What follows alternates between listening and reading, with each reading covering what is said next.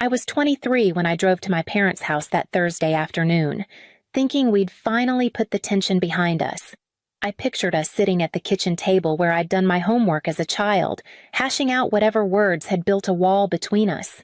The autumn air was sharp when I stepped onto the porch, and I told myself the cold I felt was just the weather, not the moment waiting on the other side of the door. Harriet opened it first. She stood in the frame as if her hand was the only thing keeping the house upright. Vincent appeared a step behind her, his arms crossed. Neither of them smiled. I tried anyway. "I thought we could talk," I said, forcing a brightness I didn't feel. Harriet's eyes flicked over my face. Unreadable. Marceline. "It's better if you don't come here anymore." For a second, I thought I'd misheard. "What do you mean?" Vincent answered, his voice flat. "You're not welcome here. Not now. Not again. You need to learn to live on your own." It landed like a command, not advice. I stood frozen, the familiar hallway just beyond their shoulders, the smell of polished wood seeping out toward me. I wanted to step inside, to insist this was still my home. But Harriet's hand tightened on the door. "You'll figure it out," she added, almost gently, as though exile could be softened. The words hollowed me out. I was 23, still piecing together who I was supposed to be, and suddenly the two people who had always defined home were shutting me out of it. They didn't slam the door. They just closed it, steady and final, until the only sound left was the faint click of the lock sliding into place. I stood on the porch a moment longer, my breath clouding in the November air, before walking back to my car. The steering wheel felt cold beneath my hands as I started the engine, already wondering how I was supposed to build a life from nothing. The apartment I found was wedged above a strip of shops, the kind of place most people passed without noticing. The rent was low, which was all that mattered. The carpet was worn thin in the hallway, the walls stained with the ghosts of tenants before me, and at night the neon diner sign across the alley buzzed through my one small window. Still, it was mine. I carried in 2 boxes and a sewing machine that had once been a side hobby. Now it was my only anchor. I set it up on the rickety kitchen table and stared at it as though it could tell me what came next.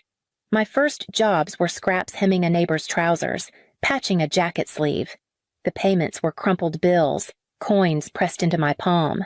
But I held on to them like treasure. I cut corners wherever I could. I stopped buying coffee, cut my own hair in the bathroom mirror, learned to stretch a single bag of groceries through the week. Every coin I didn't spend went into an old glass jar I tucked into the back of the closet. At first, it was pathetic, just loose change rattling against glass, but it gave me something solid to measure against the emptiness I felt everywhere else. Nights were the hardest. I would sit on the edge of the bed, scrolling through old text messages from my mother. Most of them were ordinary reminders, small updates, even jokes, but now they read like relics from a language I no longer spoke. I searched for warmth between the lines, something that would tell me this exile was temporary, but the silence on my phone made it clear I wasn't going back.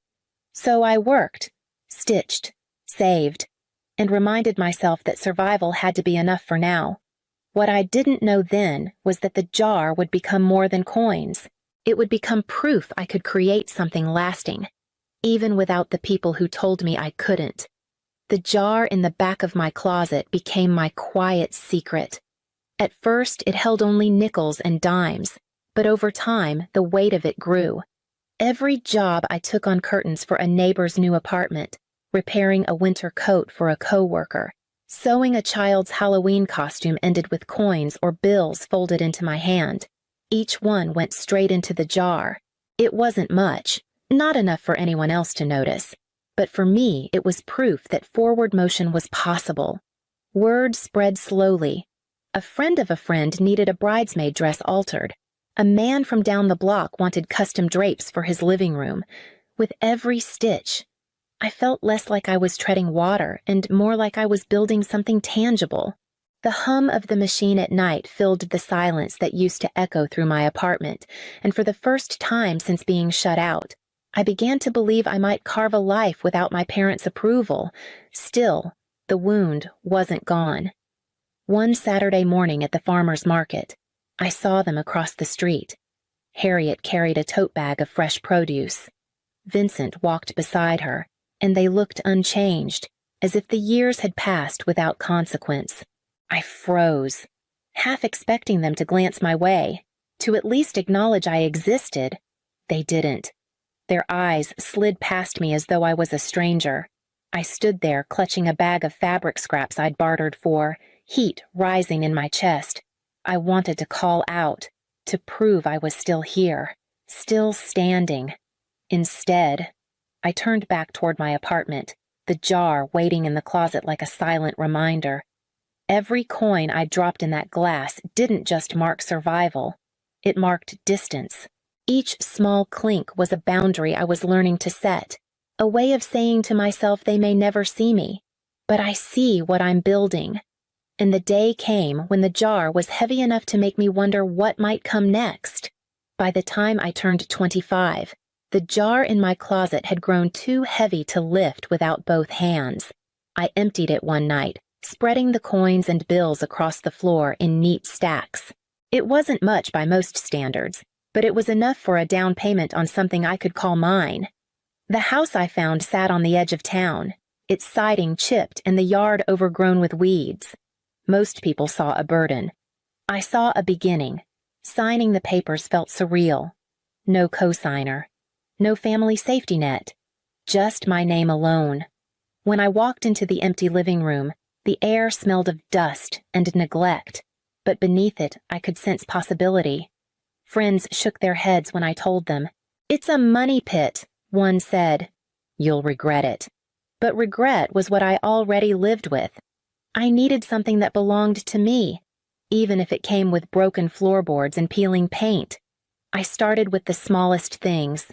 A fresh coat of paint in the kitchen, curtains I sewed myself, roses planted by the front steps, their roots gripping the soil I turned with blistered hands. Every improvement was slow, often done late at night after finishing sewing jobs to keep up with bills. But each change stitched the house a little closer to being mine. There were moments I nearly gave in to doubt, when the plumbing failed, when I pulled back old carpet to find warped wood beneath. I wondered if I'd taken on more than I could manage, but each problem I solved gave me back a piece of the confidence I thought I'd lost. Months passed, and the house began to reflect not just effort, but resilience. The walls no longer echoed with emptiness, they carried the sound of my sewing machine, the radio playing softly as I worked, the hum of a life being built from nothing. I would sometimes pause in the doorway, looking out at the roses beginning to bloom, and think this is what survival has turned into. Not just making it through the day, but creating a place where no one can tell me I don't belong. And it was in that moment of fragile triumph that the phone call I never expected finally came. 5 years passed before their voices found their way back into my life. I was in the garden that afternoon, kneeling in the dirt with my hands covered in soil, pressing bulbs into the earth. The roses I had planted by the steps were taller now, their buds swelling with color. That was when my phone lit up on the porch rail. The name on the screen stopped me cold. Mom. For a moment, I just stared, half convinced it was a mistake. My thumb hovered before I finally swiped to answer. "Hello?" My voice sounded steadier than I felt. "Marceline," Harriet said, her tone unusually soft, almost syrupy. "It's been so long. How have you been?" Behind her words, I caught the faint murmur of my father, like he was feeding her lines. I brushed dirt from my palms onto my jeans. "I've been fine," I answered carefully. She hesitated before continuing. "Your father and I have had a difficult stretch. His hours were cut back, and the mortgage." She trailed off with a sigh, then added, "We've been talking, and thought maybe we could stay with you for a while, just until we get back on our feet." The air seemed to thicken around me. I stood, staring at the roses I had nursed from bare sticks into life. My chest tightened with something I couldn't name. Part of me wanted to believe this was a step toward reconciliation, the part of me that still replayed old text messages late at night. But another part remembered the door closing, the finality in my father's voice when he told me I wasn't welcome. I pressed the phone harder against my ear. "That's unexpected," I said slowly. Harriet rushed to fill the silence. "It would be temporary, of course. We'd contribute to the bills. Families should be there for each other." Her words landed with a weight that felt familiar, like a key turning in a lock I didn't ask for. I agreed to think about it, though my gut was already tight with unease. We ended the call politely, almost warmly, but as I set the phone down, my hands trembled in the quiet. That night I couldn't sleep, because beneath the sweetness of her tone, I heard something else entirely desperation, and I needed to know what it was hiding. The night after the call, I sat at my kitchen table staring at my phone, replaying every word. Part of me wanted to believe my parents simply needed help, that maybe this was the universe's way of mending what had been broken. But the unease in my stomach wouldn't let me rest. Their voices had been too polished, too careful. The next morning, I dialed Diane. She'd been a steady presence through my hardest years, a friend who didn't ask for more than I could give. When I explained, her response was calm but firm. "Let me look into it, just in case." 2 days later, I sat across from her in her office, the smell of burnt coffee lingering between stacks of paper. She slid a thin folder across the desk. "You should see this." Inside were copies of court filings, 2 eviction notices filed within the past year, credit card debt stretching past limits, small claims from neighbors and acquaintances who had lent money and never seen it back. My throat tightened as I scanned the pages. But what stopped me cold was the last sheet, a credit application. My father's neat handwriting filled the boxes, and in the space-marked reference, my own name appeared. I never agreed to this. I whispered. "I know," Diane said gently, "but he used you to look stable. It's a pattern. Marceline. They're drowning, and they're reaching for anything that floats." I closed the folder slowly, my hands trembling against the cardboard edges. A part of me wanted to believe desperation had driven them to it, that fear had twisted them into people I barely recognized, but the larger part knew better. This wasn't about reconciliation. It wasn't even about family. It was about convenience.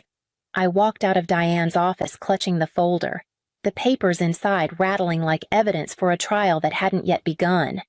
And by the time I reached my car, I knew I had to see just how far they were willing to go. I waited 2 days before calling, long enough for my nerves to settle, long enough to rehearse the words. The folder from Diane sat open on the table beside me, its pages like silent witnesses. When Harriet answered, her voice was bright, almost relieved. "Marceline, I was hoping to hear from you," she said. I forced a tremor into my tone. "I wish I had better news. The repairs on the house cost more than I planned, and a client backed out on a big order. Honestly, I don't know how I'll cover the bills this month. If things get worse, I might even have to sell." The silence that followed was brief but heavy. Then Harriet's voice changed. "The syrup gone. Oh, well, maybe us moving in isn't the best idea right now. We wouldn't want to add to your stress." I waited, hoping for some hint of comfort, some suggestion that my well-being mattered beyond what I could provide. None came. Instead, my father's voice cut in, firm and unsympathetic. "We can't attach ourselves to instability. We've got our own issues to manage." The words sank like stones. I swallowed hard, letting them echo before answering softly. "I understand." Harriet rushed to soften the edges. "It's just bad timing, dear.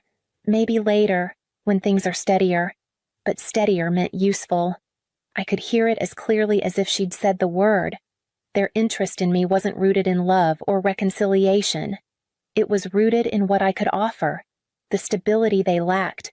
We ended the call politely, Harriet adding a quick love you that rang hollow in my ear. I stared at the phone after hanging up, the screen already dark, and felt something inside me settle into clarity. They hadn't come back for me. They had come back for what I had built, and if they thought I would hand it over so easily, they were about to learn how wrong they were. They came on a Sunday afternoon without calling first. I saw their car pull into the driveway, the sight of it tugging at old memories I had tried to bury. By the time I opened the door, Harriet was already smiling too brightly, Vincent standing just behind her with a folder tucked under his arm. "We've been thinking things through," Harriet began, her tone warm but rehearsed. "This arrangement could work for all of us. We move in, help with the upkeep, and then together we put the house on the market. Prices are excellent right now. You'd get cash in hand. We'd get a fresh start. Everyone benefits." Vincent stepped forward, his eyes sweeping past me into the hallway as if measuring what would soon be his. "It's the practical choice," he added. I held their gaze, steady and quiet, before stepping aside just enough to reach for the folder waiting on my entry table. Without a word, I placed it between us and flipped it open. Eviction filings, debt notices, the credit application with my name scribbled as a reference. Harriet's smile faltered. Vincent's jaw tightened. "I know," I said calmly. "I know exactly why you're here. And it isn't because you miss me." Vincent bristled. "You've been digging into our lives. I looked for the truth," I replied evenly. "Because you stopped offering it." Harriet tried a softer key. "We just want to start over, to be close again." I shook my head. "No, this house isn't your escape. It's my life. I built it inch by inch, and I won't sell my piece to cover your mistakes." The silence that followed was heavy, broken only by the sound of the wind moving through the roses outside. Finally, I stepped back into the doorway and let my hand rest against the frame. "If you want help finding resources, I'll send you a list.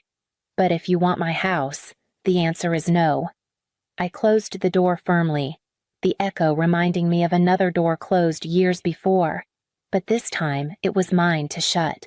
When the latch clicked, I leaned my forehead against the door and let the silence sink in. For a moment, the house felt too still, as if the air itself was waiting for me to decide what came next. My chest ached, not with the sharp sting of rejection I'd once known, but with something heavier, a grief for all the years I had wasted trying to earn what was never going to be given. Tears came then, sudden and hot. They weren't for Harriet or Vincent, not anymore. They were for the younger version of me who had stood outside their house 5 years ago, believing her worth could be erased with a single closed door. I cried for the time lost to doubt, for the nights spent scrolling through old messages, hoping silence might break into forgiveness. When the tears finally slowed, I wiped my face with the heel of my hand and drew in a steady breath. Then I reached for the lock, sliding it firmly into place. This time, the sound was not rejection, it was protection. I stepped into the kitchen and filled a small watering can, carrying it out to the garden. The roses by the steps were catching the last light of the afternoon, their petals unfurling in shades of pink and red. I poured water gently over their roots, watching it soak into the soil I had turned with my own hands. The quiet that settled around me was not empty. It was full, grounding, certain. For the first time in years, the weight pressing on my shoulders felt lighter. I straightened, the can dangling loosely from my hand, and looked at the house behind me. It no longer felt fragile. It felt like mine. 5 years ago, I drove away from my parents' house with nothing but my car keys and a pit in my stomach. I was 23, directionless, and convinced that being cast out meant I had failed. Now, at 28, I walk through the rooms of my own home and feel a steadiness that no one can take from me. The silence I once feared has become a kind of companion. It wraps around me when I wake in the mornings and follows me as I work late into the night, steady as the hum of my sewing machine.